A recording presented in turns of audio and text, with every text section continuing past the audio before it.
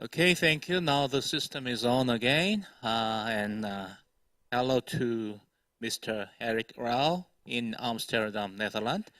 And his title is How to Contribute to Energy and How to Contribute to Environment Security and How to Contribute to Transition globally and in Europe. So, well, Eric is the co-author of Touching Hydrogen Future, and he will give us a presentation within 20 minutes. Please.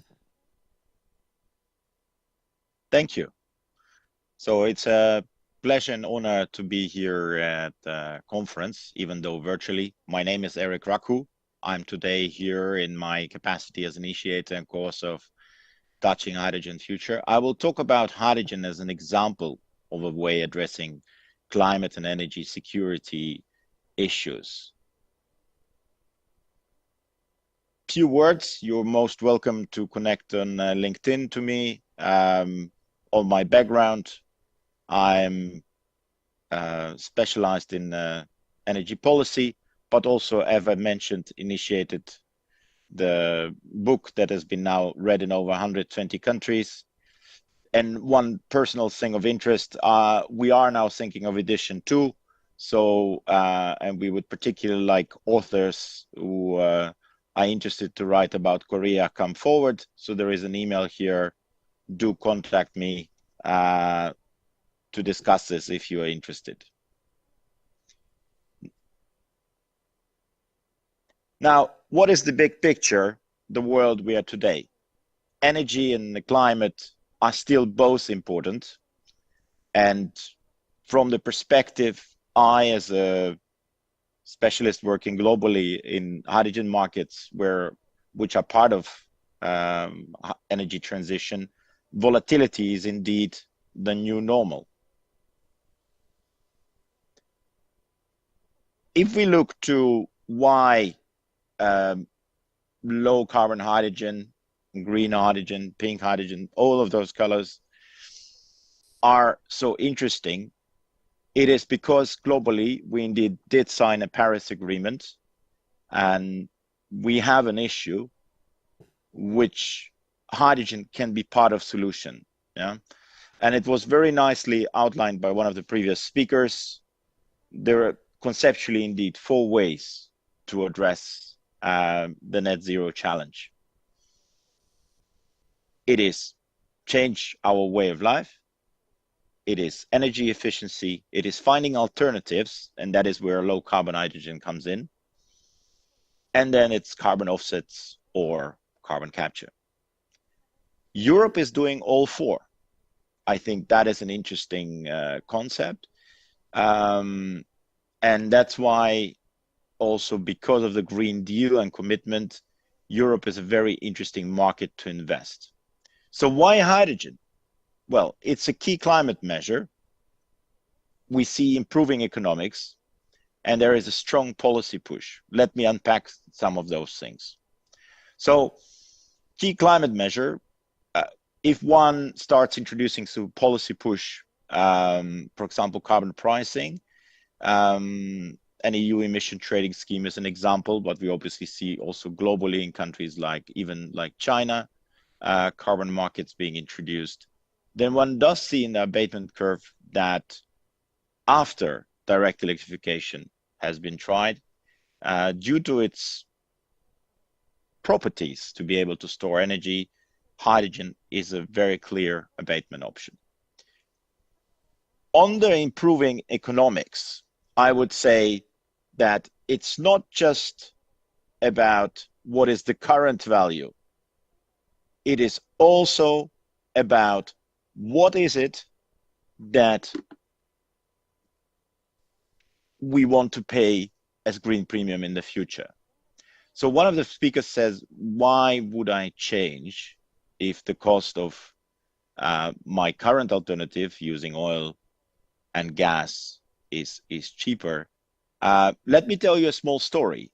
So when Ford in 1910 started selling his car, he didn't price it at 1 horse. So the car price was $950 US. the average price of a horse in United States in 1910 was $150. So you can do the mathematics. The price of the car was 6 horses. So if we take that metaphor, customers apparently didn't think that 1 horse is worth 1 car. They saw that 6 horses are worth 1 car. And so it is about value of the new product, not just about the cost of the old. And what we see in the market, that they're increasingly, because of decarbonization, because of policy, both carrots and sticks, we see customers valuing their non-emitting nature of hydrogen, and willing to pay a premium in some cases. In other cases, it's policy that is creating the premium. In addition, the volatile energy markets do also put a pressure, as recently, for example, gas prices, improving economics. Finally, policy push. Indeed, there, as mentioned by one of the speakers, recovery funds, for example, in Europe, are providing a huge push. Now, the biggest push actually is coming in the United States with Inflation Reduction Act, and very, very stimulating measure of $3 per kilogram of per kilogram of green hydrogen. That stimulus will be offered to production of hydrogen in the United States. I do believe personally this is a big game changer, and we definitely see globally many companies coming in there. So if we summarize, why is it that hydrogen is a market that is indeed can be a trillion investment a year opportunity, roughly? Some numbers say 800 billion a year to meet the net zero targets in 2050. Why is it like this? Because it's a key climate measure. We do see improving economics, and with the scale of projects and investment, this economics will further improve. And we do see a large policy push, and you do need all those 3 things for it to be successful. Other questions that previous speakers posed as to what are, let's say, critical questions around hydrogen markets? Yes, they are good questions, but they are being addressed. So there are various demand use cases across the world depending on policies. I'm personally because we are today here in Korea, I'm personally very, very enthused that Korea has adopted already as a leading nation as a secure hydrogen act. It's also looking to use hydrogen in power generation, and also indeed developing its economy. I think that is very interesting what's going on in Korea, and I've been talking to some people invested in this economy, and I can see why interest in hydrogen from energy security perspective and from climate perspective. And I think that is very interesting, and always happy to continue dialogue on that. There is an interesting common denominator between Japan and Korea and Western Europe. If you do the mathematics based on current various models and predictions and forecasts, then there are 3 geographies that are most likely most interested in global trade and imports in the future. And that is starting with Japan, Korea, and Europe. So there is a common denominator. And this trade can roughly be, let's say, 25% perhaps. But those are, of course, estimates. So if we look around what drives policies and why are they different, right, in energy transition, if you do some polling online, one see that some countries will find urgency of decarbonization that's driving their strategies. Others have a certain vision, geopolitics, and of course sanctions do influence that.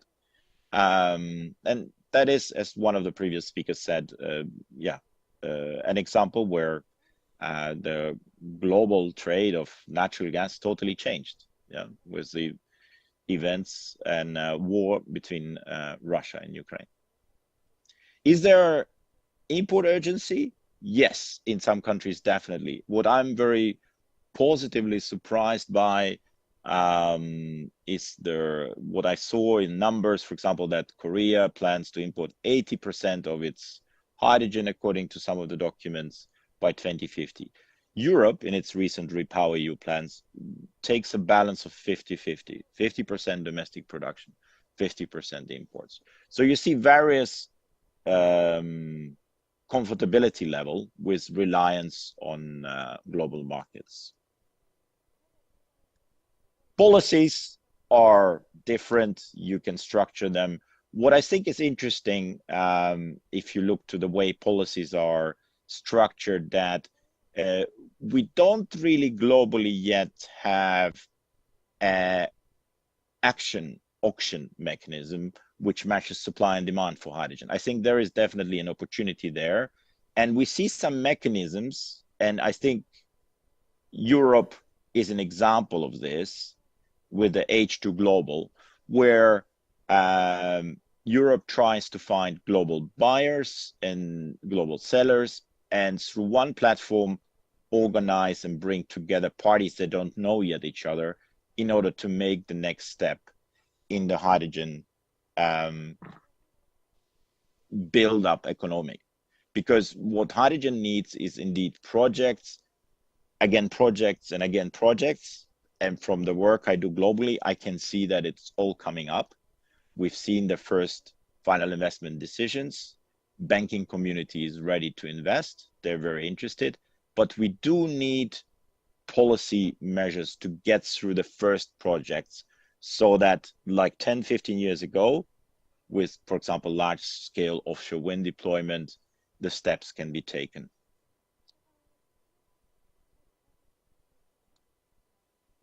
This was a teaser of discussion on hydrogen economy as an example for solutions for energy security and climate. Again, my interest today here as an individual is to draw attention that we are very keen to also, as part of Touching Hydrogen Future Community, to further develop the book, to let the use cases be imagined. And we are looking for an author from Korea, so that would be very interesting. That's why I agreed to do this speech in this conference. So thank you very much for your attention. I have a note to make. I will, due to previous commitments, have to leave in 9 minutes from now. So thank you.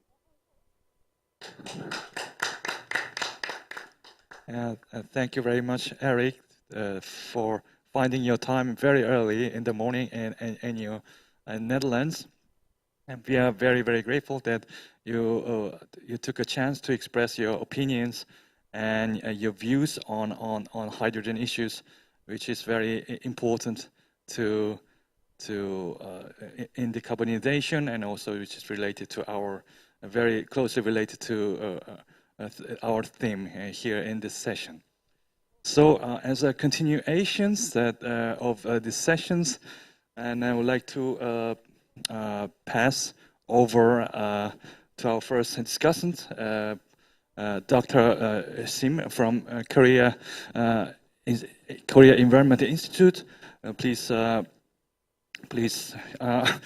I'd like to hear that your opinions on our sessions and your views on these issues. Thank you very much. Thank you.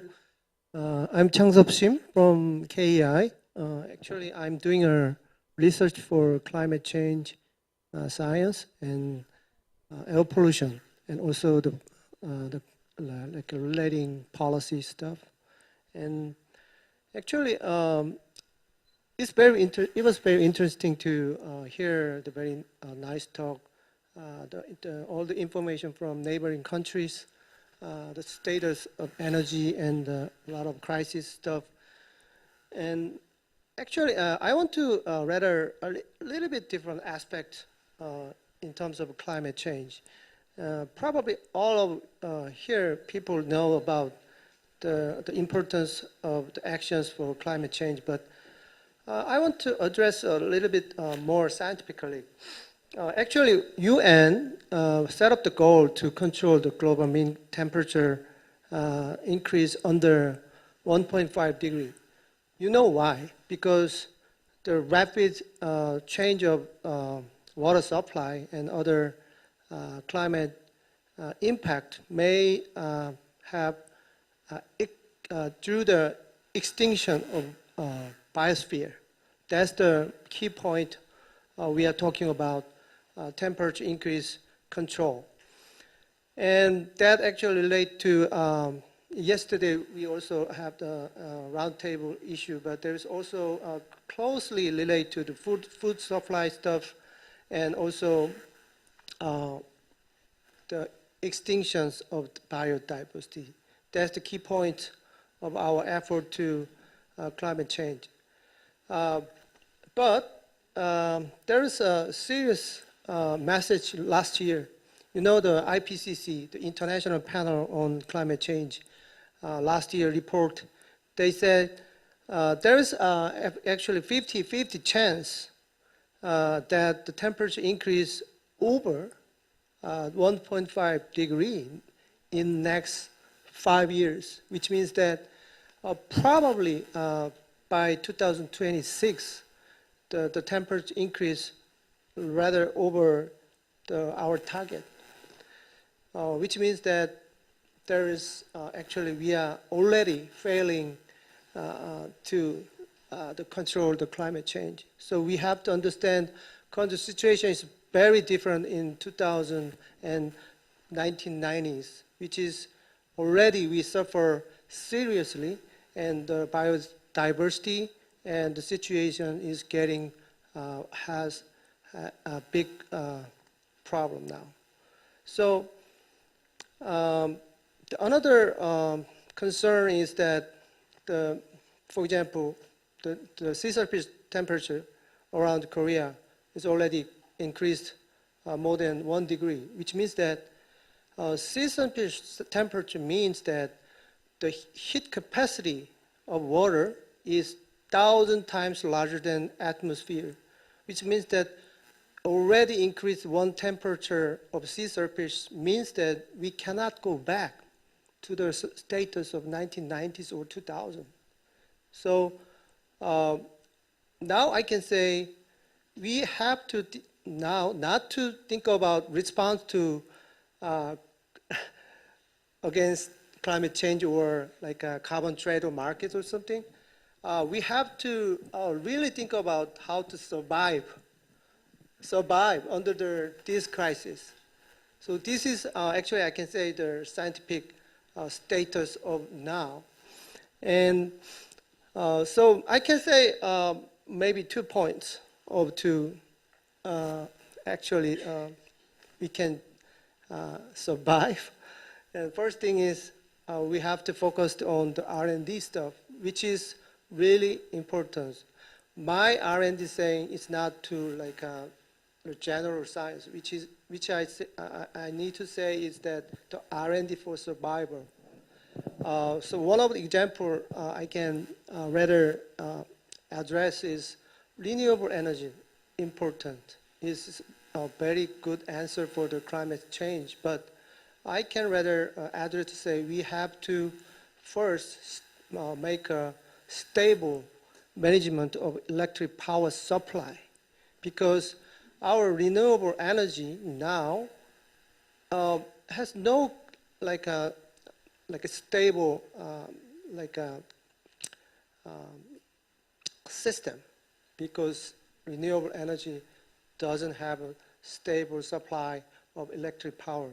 So if heat wave happen actually in the night, for example, the soaring need of electric power can break out electrical facilities, which means that this breakout can suddenly kill a lot of old people, vulnerable people against heat waves.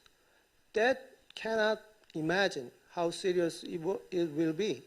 So, for example, that's why the smart grid like a technology is so important, and we have to make this higher priority. And 1990s, some people researched for the geoengineering. You know about the geoengineering, which is kind of making spreading out the salt in the atmosphere, and they are making some clouds, and they reflect the incoming solar energy back to the universe, which is kind of imaginary science at the time, 1990s. But now we have to really think about geoengineering. Can make us alive. So, for example, we have to seriously consider the survival technology. So we have to really seriously think about how to repel the incoming solar energy back to our universe, and how to utilize the stronger solar energy in the universe or in the space outer Earth, and transfer that energy to the surface. So you can say, oh, this is so imaginary, but this is actually we have to think about right now. So so finally, I can say, based on this survival strategy, not kind of like a general climate responding issues, we have to move on the survival strategy and serious effort for this survival. We can talk about international cooperation based on this survival strategy. So that's my point. Thank you. Thank you, Dr. Shim. You make me afraid. And sorry for being absent for a minute, Mr. Eric Rao. Well, as Dr. Harada is scheduled to have another meeting online, so while I was talking about that outside camera, and I didn't expect that your presentation would end quite quickly. So that's why I was not here for a minute. Sorry about this. And well, Dr. Shim emphasized the survival of a human being. And can he survive? Okay. So next discussant is Dr. Lee Kwang-tae from Hanguk University of Foreign Studies. You can use 10 minutes. Thank you. First of all, I'm honored to serve as a discussant of Mr. Rao's presentation. But since Mr. Rao said he will have to leave in a couple of minutes, so I'm not sure he will stay until I finish my discussion. But anyway, I want to thank Mr. Rao because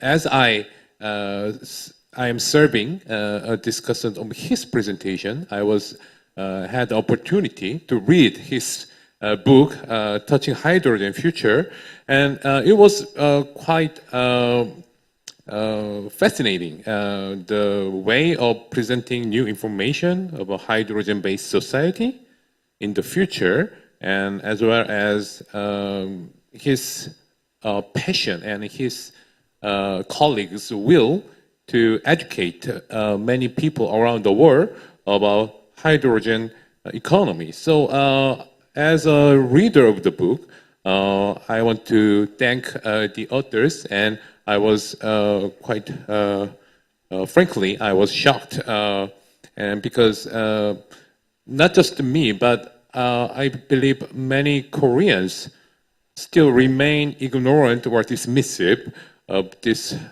crucial way to reach net zero using hydrogen. So it was a very introductory and educational book. So, and I recommend many people, I will recommend definitely my students reading the book. And if Mr. Rao permits, I want to be one of the translators of his book into Korean someday. And one thing I feel sorry about his book and presentation was that, as he already pointed out, the book is missing South Korea's story. So I just want to a little bit touching upon the South Korea's situation about hydrogen.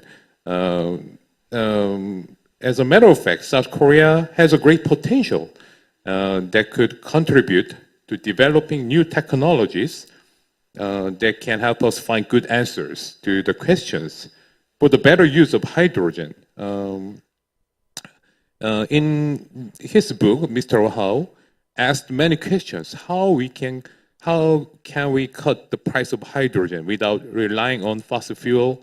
How can we generate green electricity to electrolyze more hydrogen?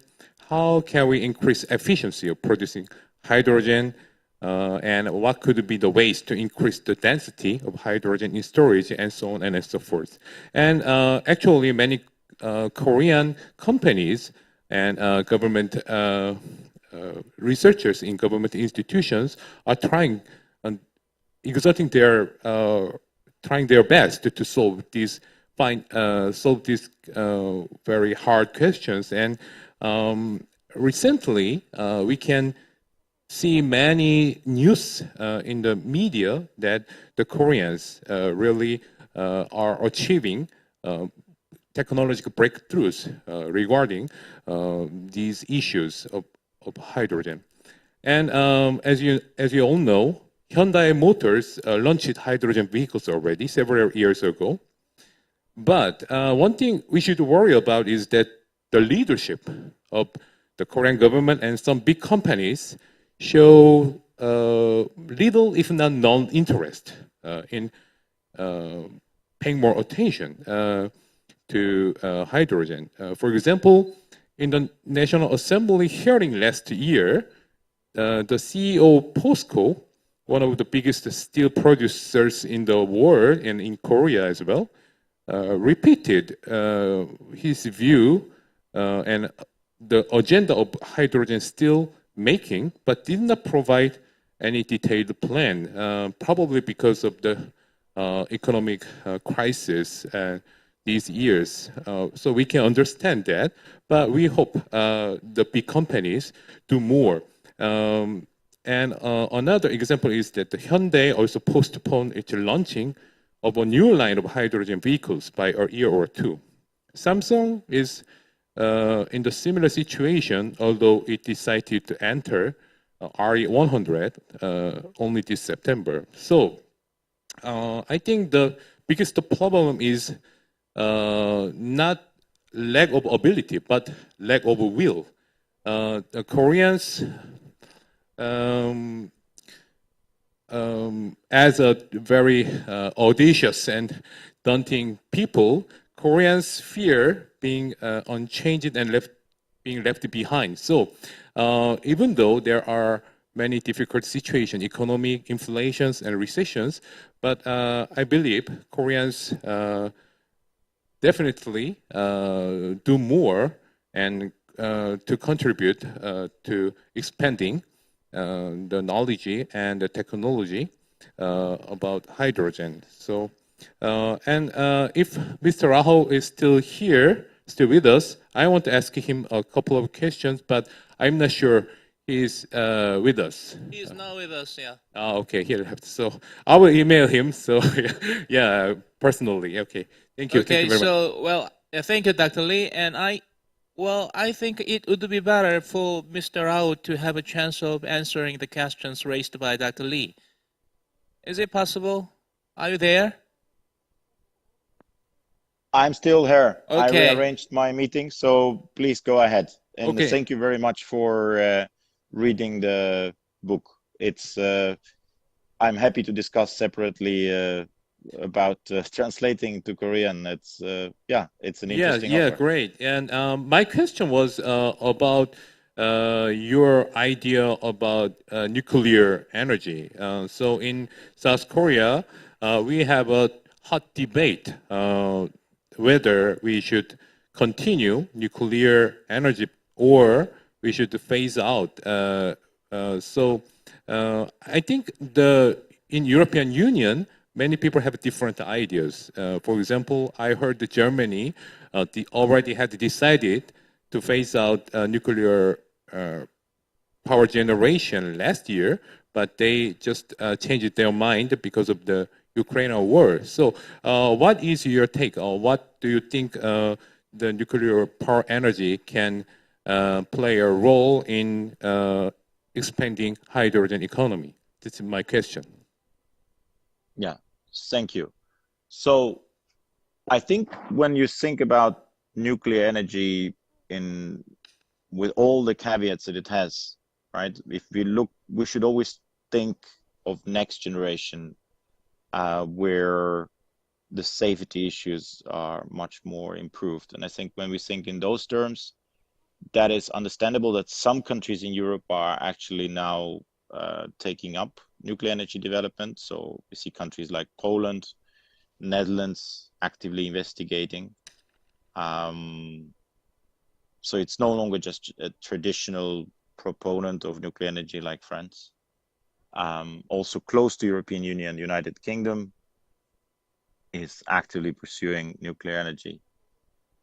So once you now zooming out renewable energies and the energy mix, if we're gonna install a lot of offshore wind, for example, particularly, and we do gonna install a lot of offshore wind in Europe, increasing the power mix extremely, so to being renewable, one will find that out of the 8,760 hours that the year has, you will have, let's say, roughly at least for wind 3,500 hours that no nuclear energy would be required in a country where you have renewables and nuclear.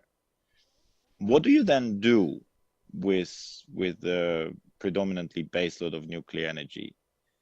And one idea that has been also developed in some studies is to use that energy then to produce hydrogen, so to give a stable revenue stream to nuclear energy also in the hours that it's not needed for traditional use in power, but rather to direct it towards molecules. And once you start thinking about it this way, also using heat from the nuclear energy power plants and combining it, for example, with the solid oxide technology, then it starts becoming interesting. And I was part of some of the discussions around this in a study launch some time ago, which was a study sponsored by some of their nuclear energy expertise firms. And I was at the presentation of this study. And I must say, I was impressed by this argument. And I do see that it's finding more proponents in European policy debate. Also, you see that through the fact that in policy documents, making use of nuclear energy to then feed electrolysis and then come to zero carbon hydrogen through that is not excluded as an option. So it's on the table, and I think we have to see how this will develop further. But it can be very promising, because one of the key issues, and I will finish, one of the key issues of hydrogen economy is actually that a lot of off-takers want to switch, but they are afraid there is not enough zero carbon hydrogen. So by solving the volume question and providing security, also including use of nuclear energy, it's a very interesting way to give assurance that there will be enough hydrogen or hydrogen derivatives to switch to hydrogen as an alternative to fossil fuels currently. I stop here. I hope I gave you a context for your question. Okay, thank you, Mr. Rao. And we are hoping that the hydrogen can be an alternative to the existing energy system. Okay, next discussant is Dr. Kim Do-hoon, please. Thank you. First of all, it's an honor to be here and participate in this seminar as a discussant. And my discussion mainly focuses on Dr. Yu's presentation, which is titled "A Trilemma for China: Energy Security, Environmental Sustainability, and Economic Development." And this presentation categorized the evolution of China's energy policy into 4 stages. and analyze how the political and economic factors cause the changes in the core contents of China's energy policy at each stage. And at the same time, it sheds light on the environmental policies that China is pushing strongly, both internationally and domestically, in order to play the role of internationally responsible power. And in addition, it emphasized, due to the Russian and Ukraine war, China has revived its self-sufficiency energy strategy again, which was the key value in the first stage he labeled. But now this strategy is putting China in a trilemma of achieving three different policy goals at the same time: securing energy security, promoting environmental sustainability, and achieving economic development. Since I'm not an expert on this issue, so I'd like to raise a few questions instead of further discussion. The first one is that in the first stage, which was in the Cold War era, China has chosen self-reliance strategy, but afterwards it relinquished the strategy due to the surge of energy demand in China. Therefore, expanding energy export and import and reinforcing supply security has become the core of China's energy strategy. But Dr. Yu has emphasized Xi Jinping's China is reviving self-sufficiency policy again, but I believe the energy demand in China is still increasing and even bigger than the first stage. So, which means the demand structure of energy is in China hasn't changed. So then do you think the revival of self-reliance policy can be maintained in the future? For example, Germany, which was the most active country in energy transition, is also temporarily restarting the thermal power plants, as well as other European countries such as the Netherlands or Italy. And the second question is, it is called trilemma, but as clearly stated in your presentation, hasn't China showed its policy priority? When I read the text alone, it seems that the top priority of Xi Jinping's regime is energy security of the country, and that climate change response and environmental policy promotion will only be done under the premise of economic growth. I'm not sure I understood correctly, but if it's even if it's a trilemma, there can be priorities, of course. And out of three policy goals, which one do you think China values most when they enter forth? The third one is, under the Belt and Road Initiative, China has strengthened the cooperative relations with Russia by signing flagship agreement includes pipeline or Yamal LNG deals. And the Russia-Ukraine war spurred the cooperation. And as you mentioned, China is the beneficiary of the war, for it can import lots of natural gas from Russia that would have exported to Europe at a very discounted price. So I can assume the bilateral energy cooperation between China and Russia will be strengthened even more and accelerates the block situation of world energy system. And what do you think the implication of these for the countries in the Northeast Asia, especially South Korea and Japan? Thank you. Okay, thank you, Dr. Kim. Maybe Dr. Yu can give you an answer a little bit later. And next discussant is Dr. Song, and please. Yeah, thank you very much for very interesting discussions and presentation. Before starting my discussion, first I would like to give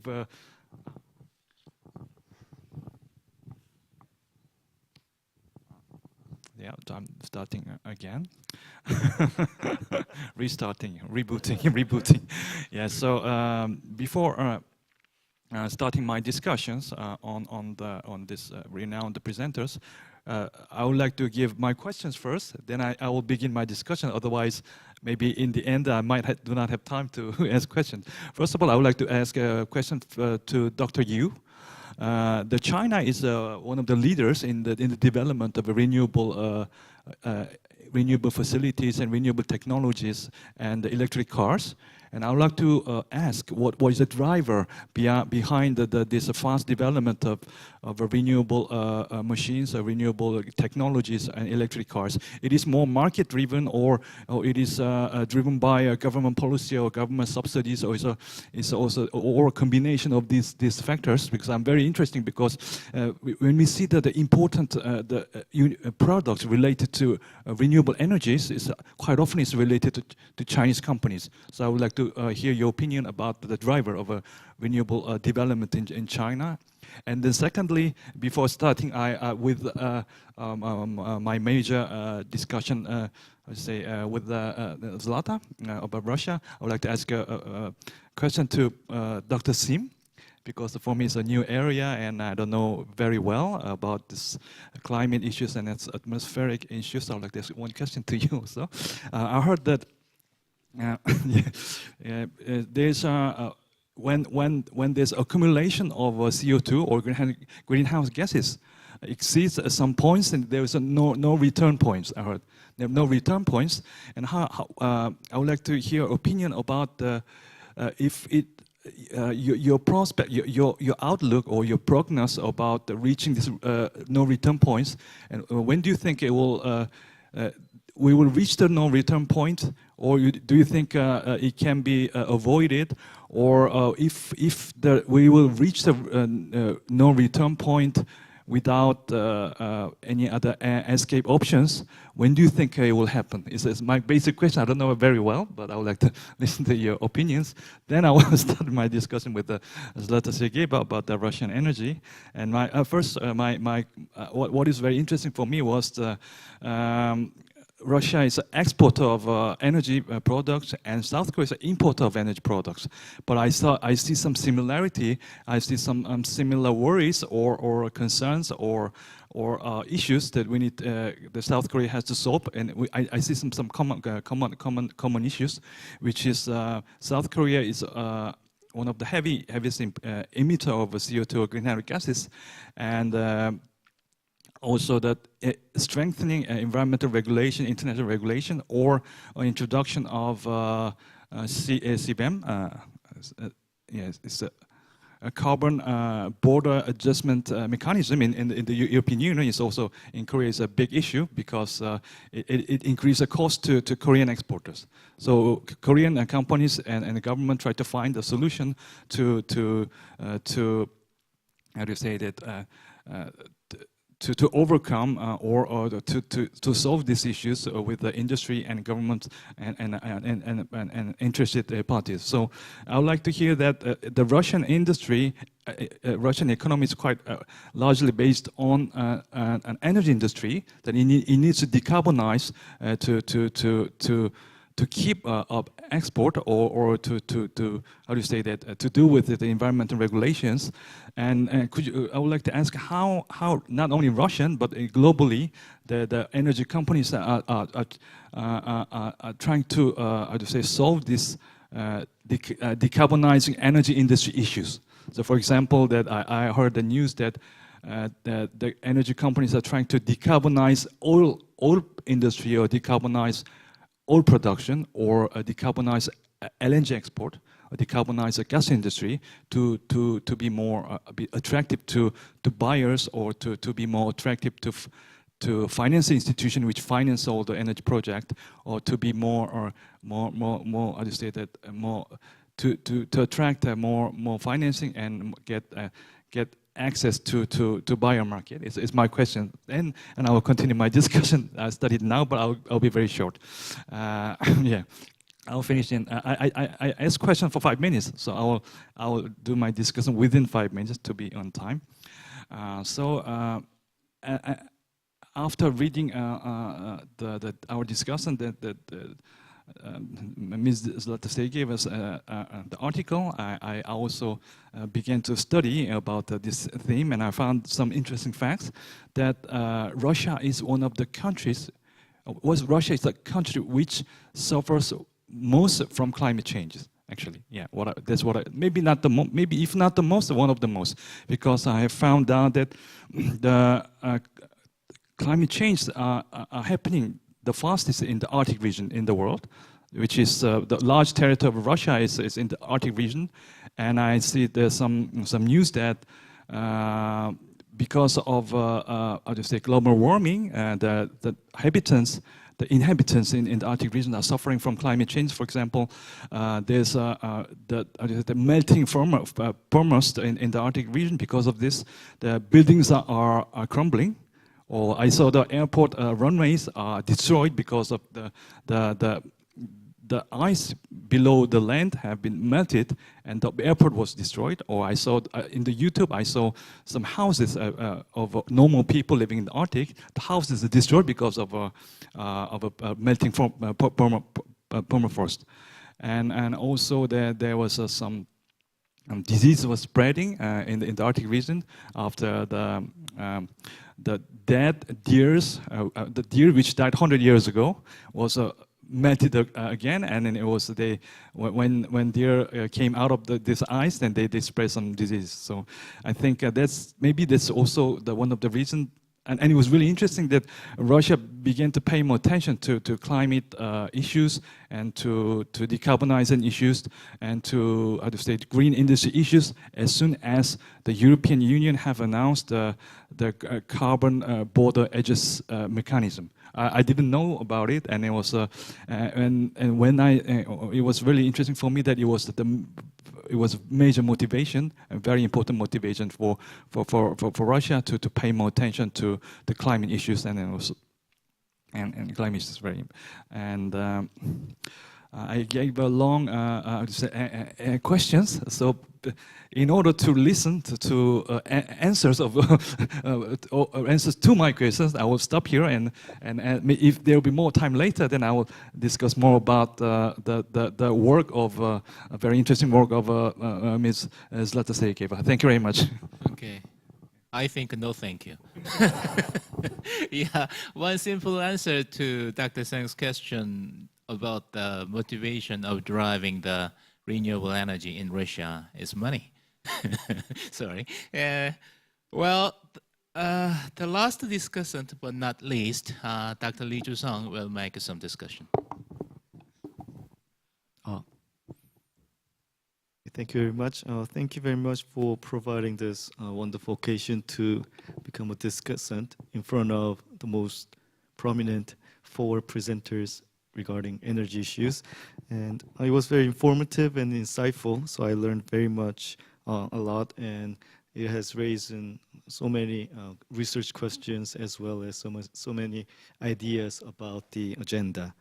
Actually, I have prepared some comments and questions for Dr.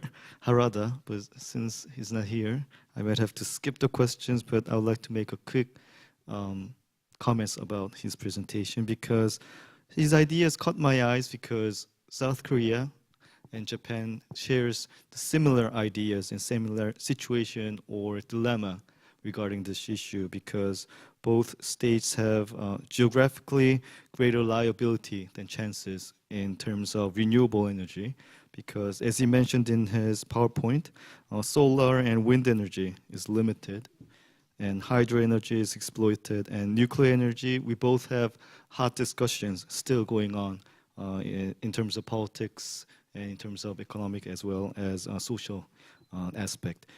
So I quite agree to his idea that currently the most realistic and concrete approach to realizing this great big agenda is by energy saving, diversification, and energy mix for now. And he also mentioned that hydrogen will be the star symbol of clean energy in the future. I agree to his idea, but I also share similar thoughts that there's larger problem than chances regarding hydrogen. Since I'm not an expert in this issue, so I'm just going to throw out my ideas about the issue, just without much of a knowledge, but still, it seems that it's much more expensive than the fossil fuels, so I might have to agree with Dr. Harada regarding the issue. So maybe, I'm sorry, I forgot his name, Dr. Rahu. Yes, Dr. Rahu mentioned about the value of the hydrogen. Yes, I agree to his idea, but for example, Porsche or Ferrari, yes, I know it's very much valuable, but I cannot afford it. And so maybe that's the dilemma that most of the countries in the world are sharing. So maybe the cost and the expensive, even though valuable, the affordability might be one of the issues that it might come from hydrogen. And in terms of technology, for example, it is highly sophisticated technology. So as far as I know, only Japan and Germany have the sufficient technology to actually make something out of from this hydrogen issue. So maybe the last phrase you mentioned about expensive millennium game would be the best summarize for the hydrogen issue, I think. So, so that's my comment about his presentation, and I have quickly made two questions to all the presenters. First one is about the loopholes in the global agenda of this issue we're talking about, because European Union and the European states, they are leading the discourse and they have the technology to lead the ideas. And it's highly possible that they're going to reach the goal compared to the other states. And I personally believe that it will be most profitable for the states who are actually leading the business, leading the agenda. And don't get me wrong, I'm not a Marxist, I'm a realist. So that's just my idea. And the reason I raised this question is because most of the states are faced with at least a dilemma or trilemma, because China, Japan, and Korea, we are trying to follow the discourse and we are trying to follow up the technology, but we are not sufficient in both agendas. And in case of oil-producing states like Middle Eastern states or even Russia, they are facing dilemma because it is connected with sustainable economic development as well as matching up the agenda. And we also have the other developing states who are trying to find the cheapest way to acquire energy from the world. So there's a strong feeling that I cannot erase the feeling that maybe most of the states in the world prefer gradual or a delayed transition to this agenda. So if you have any objections or if you have any ideas about that, I would like to hear from you. And my second question is more fundamental about the issue, because 2 weeks ago, I had a chance to participate in the conference hosted by Korea Institute of Economic Policy, KIEP. Yes, they had a conference about emerging regional studies conference, something like that. And I participated in the African session regarding this green growth energy issue. And they were mentioning about just transition, because they believe that who is the real victim and who's actually making the agenda, and those kind of issues are going on in the developing world or emerging world. So if you have any comments about that, I would like to hear from your specialties. Thank you very much. Okay, thank you, Dr. Lee. We are talking about a problem, dilemma, trilemma, and survival. Wow, I'm really afraid about this.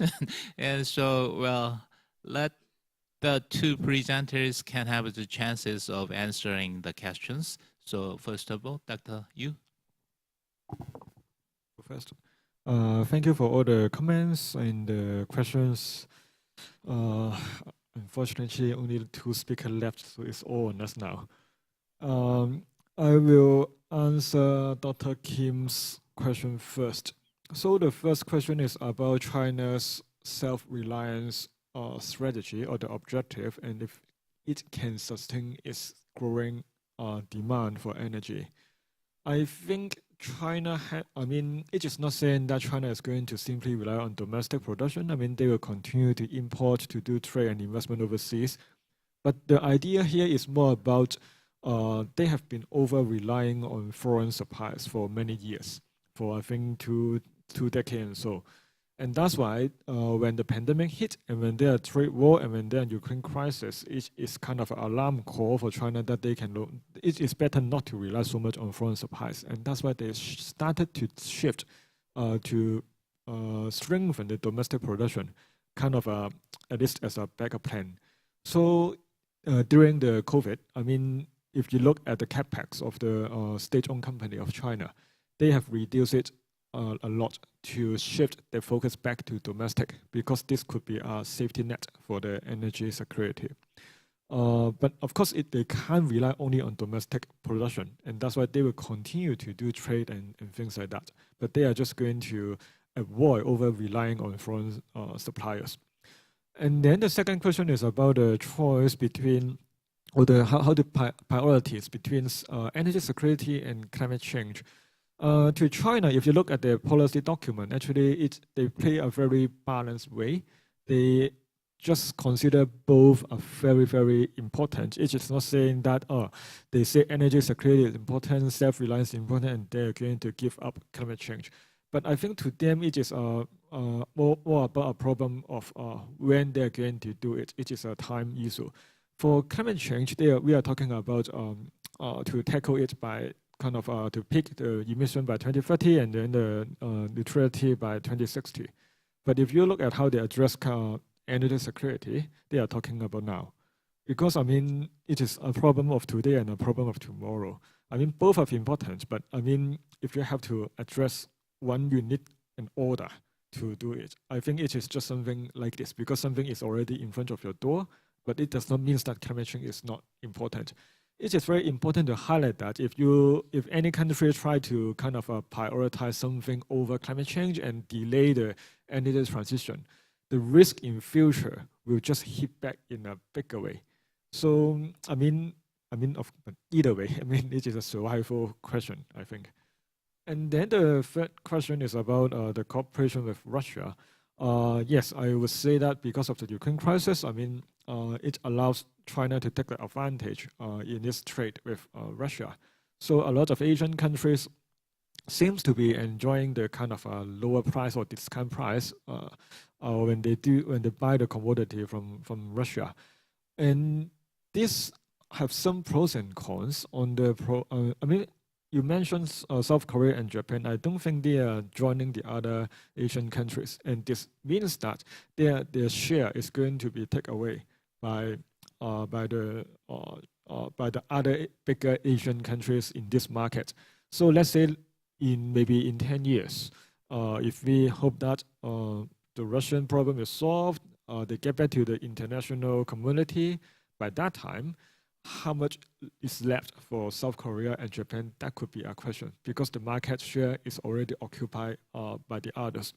But at the same time, if all these Asian countries are really relying on the discounted fossil fuels from Russia, and it could also be a problem because they could be over-relying on fossil fuel for even a longer time, and this could also delay the energy transition. But this is a choice for the policy maker. And then going to Dr. Song's question about China as a renewable leader and how can it be like this? Actually, I think China is relying on its manufacturing capacity or the so-called well factory, because for a lot of renewable stuff, a lot of them rely on basic technology, and as long as you need to produce it, I mean, they can import the technology and build all those components. They have the factories, they have the manpower. I mean, and more importantly, that they have one of the largest market in the world. This largest market is going to sustain the manufacturing capacity, and this is a very unique model in the world. I don't think India, those countries can really replicate it. And because with all this add up together, it allows China to lead the manufacturing of a lot of clean technologies in the world. But of course, I mean, just like Professor Moderator just mentioned, I mean, money is also important. All those are private companies or state-owned companies. So to them, the ultimate objective is money. And because every country are trying to accelerate energy transition, they know that there is a high demand for all these equipments or technology. So this is expanding market, and there's a lot of commercial incentive here. And I would say all this add up and just become what we are seeing now. I think the last question is something like if most of the countries prefer gradual energy transition or something like that. I would say climate change, I mean, there's no doubt it is consensus for all countries, but it is obvious that different countries have their own understanding of pace. Especially in the recent COP, although they point to the same point that yes, we have to phase out coal, but whenever they have to sign on to something to really to set a time or something like that, some countries will just try to push back. And at the moment, I would say the Western country, which means the EU and some developed countries, South Korea, Japan, and the US, they are in Australia. They are more on the front line on this pushing it. But other than it, and I mean, the developing countries might not be that willing to speed up their stuff because their economy are quite fragile to all this. It is a good idea, let's say, to think about to expand the renewable market because it could be employment. And this is actually the case for a lot of developed countries. But for developing countries, if you simply just expand the renewable sector, can you really transfer all those fossil fuels workers to the renewable sector? And if you can't, then it could be a social risk for them. So I think there are a lot, I mean, it is not saying that it is not important. It is just saying that there's a lot of obstacles that those policymakers have to take into consideration. I hope I answered most of the questions and I will pass it to Thank you for answering to all the questions. And just give the mic to Dr. Shim just for a minute, okay? Yeah, sorry for interruption because my time schedule is getting in. So I'm gonna answer Dr. Song's question. First, we have to believe the report of IPCC. Maybe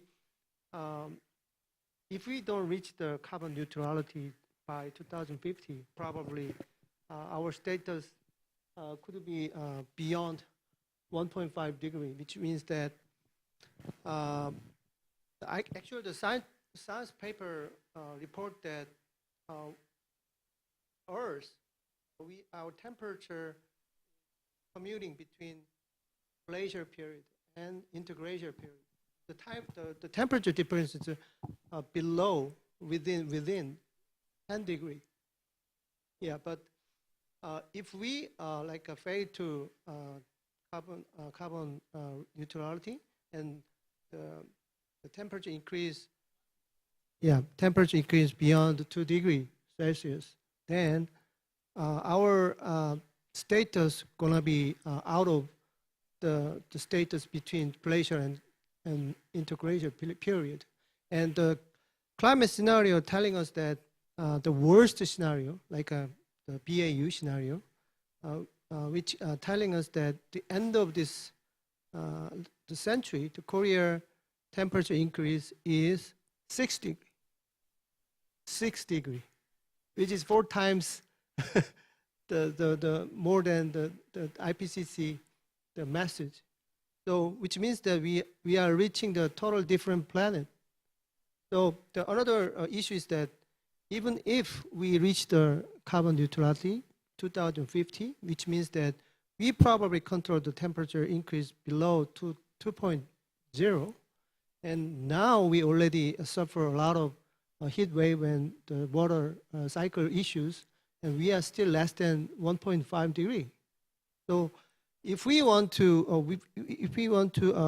hoping the status back to 1990s, probably I believe, even if we reach the carbon neutrality, we have to wait more than 100 years because of the heat capacity of the Earth is huge, and we already changed that much. So that means even if we reach the carbon neutrality, that doesn't mean we are back to the 1990s. We have to wait a couple of hundred, maybe. Yeah, that's my question.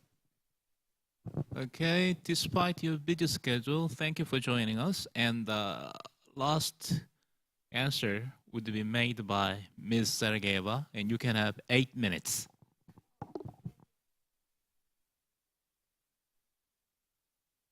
I'll try to make it shorter.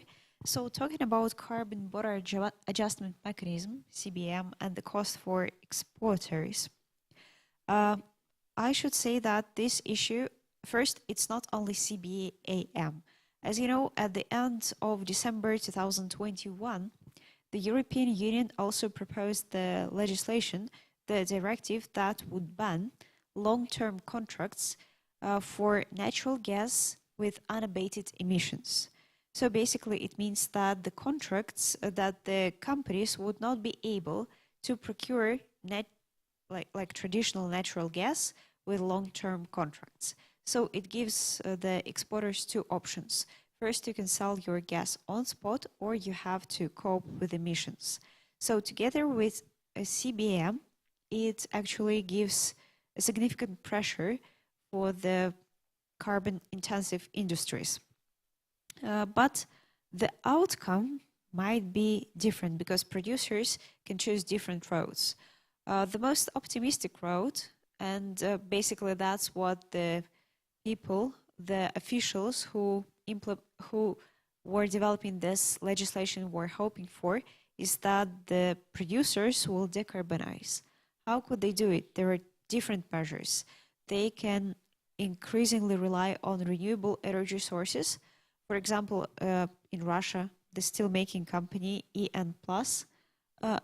aluminum making company EN+, it relied on hydro energy.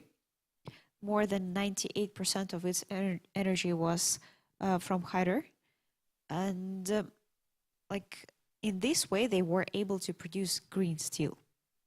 However, as we see now, the LNG producers, for example, that sell carbon neutral LNG, they do not rely on any real technologies. They basically, what they do is that they procure, most of them, they procure carbon offsets from the climate projects realized in developing countries in the world. So in countries like Ghana, Zambia, Indonesia, India. So in countries where, in all honesty, the cost of offsets is not very high. So what we see is that the producers, they kind of comply with the regulation. They do tick the box, but they do not use all the efforts that could be taken to achieve real carbon neutrality. What other measures could be used? It could be also, as I have mentioned, electrification of the production, as the Freeport LNG is going to do. It is carbon capture, utilization and storage that Novatek was aiming to do prior to February 2022. I do not know if these plans are still in place or they have to be changed. Yeah, mainly that's carbon capture, utilization and storage technologies would be. But also there is the other side of the problem that may result actually in which can bring negative outcome to the importers, because at the end of the day, most likely it will be importer who is going to pay for that. And for LNG value chain, we could say that it is, it sounds actually rational, because if we see at the distribution of greenhouse gas emissions along the value chain, we would see that 75%, roughly 75% of all the emissions along the value chain, they take place at the combustion stage. So it should really be the responsibility of the consumer.